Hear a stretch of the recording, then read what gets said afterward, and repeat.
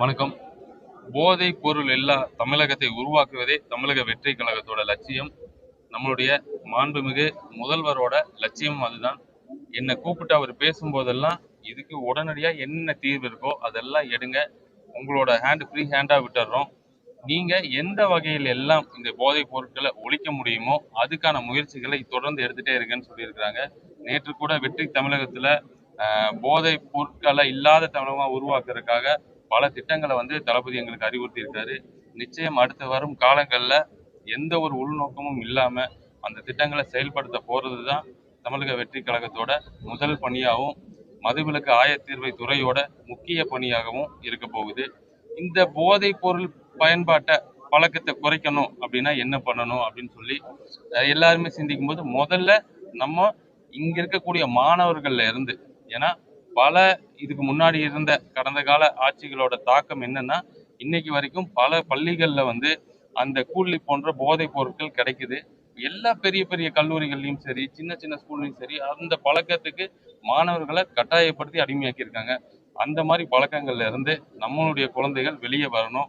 அவங்க வந்தா தான் அடுத்த தலைமுறை இந்த தமிழ்நாடாகட்டும் இந்தியாவாகட்டும் ஒரு ஆரோக்கியமான ஒரு தலைமுறையை உருவாக்க வேண்டிய இந்த காலகட்டாயம் இன்னைக்கு இருக்கு. அதை கருத்தில் கொண்டு இன்னைக்கு ரத்தனம் குரூப் கொண்டு வந்த ஜென்ரேஷன் ட்ரக் ஃப்ரீ கிளப் மூலமா மாணவர்களுக்கு விழிப்புணர்வு ஏற்படுத்தணும். இந்த போதைப் பொருள் தொடர்பு சங்கிலியை உடைக்கணும் அப்படிங்கிற நோக்கத்தோட இன்னைக்கு நாங்க இங்க எல்லாருமே கூடியிருக்கோம்.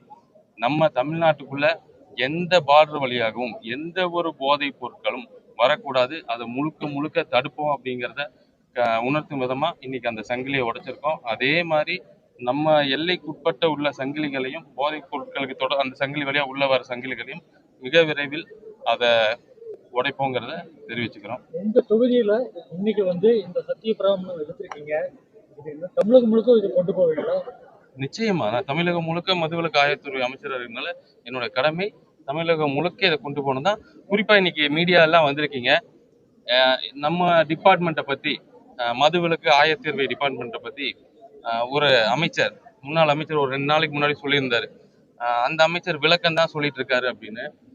நாங்க ரொம்ப பொறுமையா அந்த விஷயத்தை தெரிஞ்சு அந்த விஷயத்தை எக்ஸிக்யூட் பண்ணக்கூடிய ஆட்கள். எடுத்தோடனே டாம் டூம்னு குதிச்சு நான் அதை பண்ணிடுவேன் இதை பண்ணிடுவேன் வானத்துல இருந்து குதிச்சிடுவேன் சொல்லக்கூடிய ஆட்கள் கிடையாது.